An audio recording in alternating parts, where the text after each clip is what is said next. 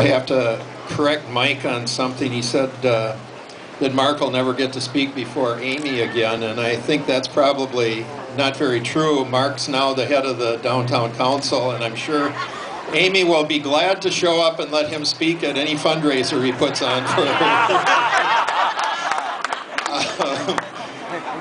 I really think this is a fantastic indication of how important it is to both North and Northeast to have this bridge open again.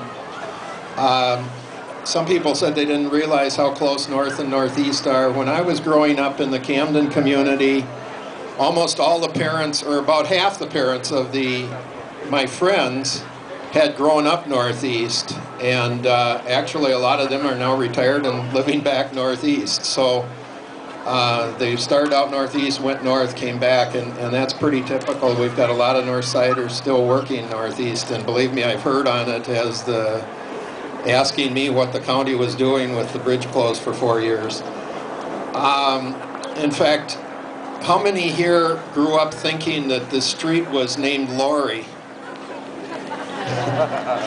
There's got to be more than that came from the Northeast, or your parents came from the Northeast. I didn't know what the people were talking about because my parents always called it Lowry, and then my friends were they said, yeah, we got to go down to Lowry.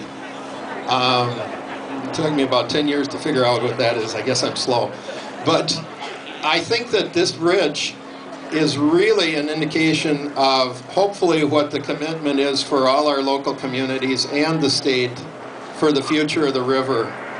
We have plans that would really hopefully change our upper river here into one of the great cities for using their river in the entire world.